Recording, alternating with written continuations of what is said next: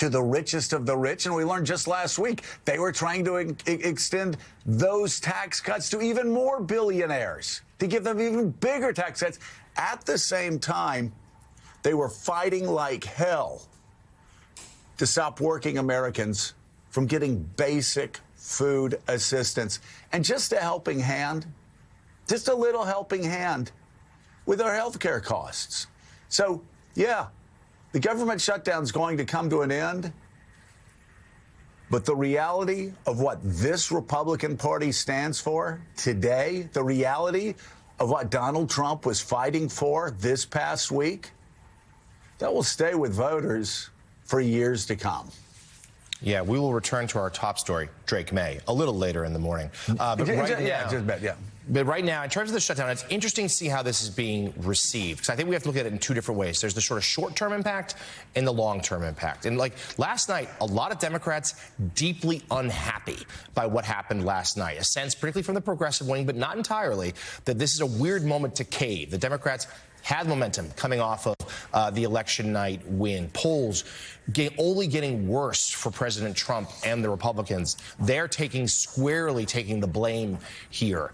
There's some who really want to push Democrats to push the advantage, bargain harder, get a better deal. And it's true, they did not get a guarantee to preserve those Obamacare subsidies. There's going to be a vote later next month, it looks like, but not a guarantee that it'll happen. But there are some good things that did come of this deal, Joe. To your point, obviously, government workers are going to start getting paid again. SNAP benefits are going to be restored. There's going to be a moratorium on layoffs, the federal workforce, and the restoration of those who have lost their jobs.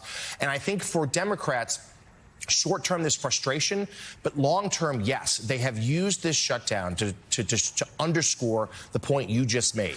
Republicans are out of touch. Republicans don't care about the little guy. Republicans care about the wealthy and the tax cuts for the rich and building ballrooms and the like. We can go down the list. So I think that's where we are right now. There's a lot of sort of unhappiness in the party last night. Why did we blink now? Yeah. So many people said to me, I mean, my phone was blowing up last night with unhappy Democrats. But I think those who like the deal say, look, we need to take a step back. Yeah. We're playing more of a long game. Listen.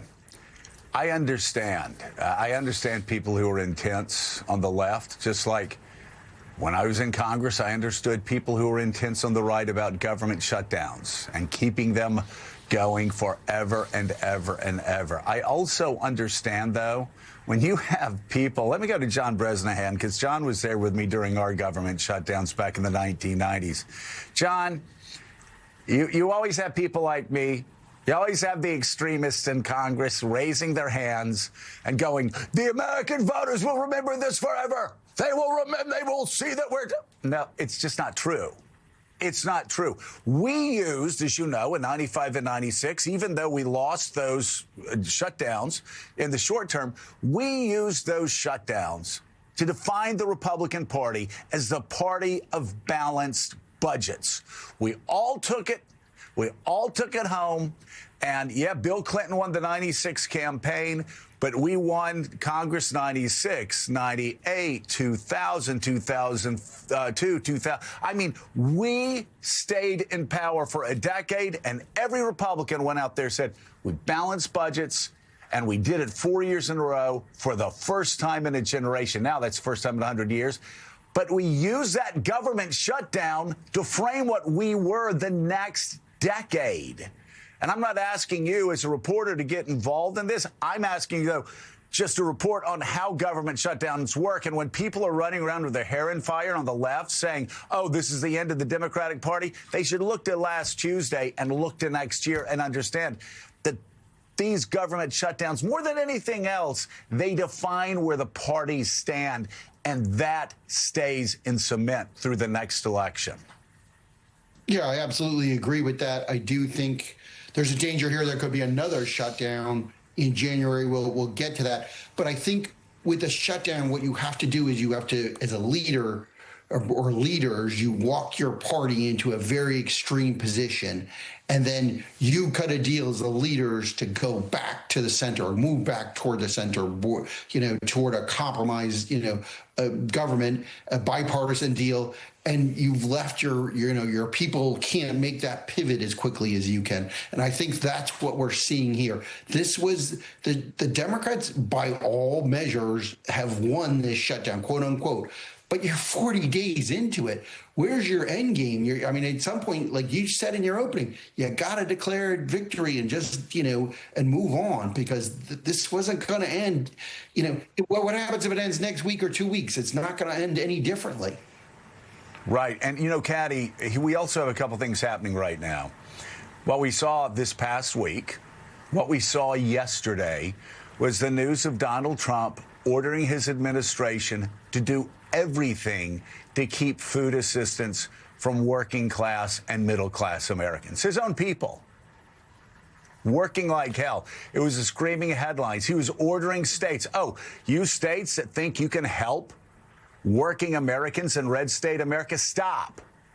Don't do it. He did everything he could to make sure no food assistance got to those Americans who needed it the most. Again, a lot of those people who voted for him. What's the second part of this? Absolute chaos in airports.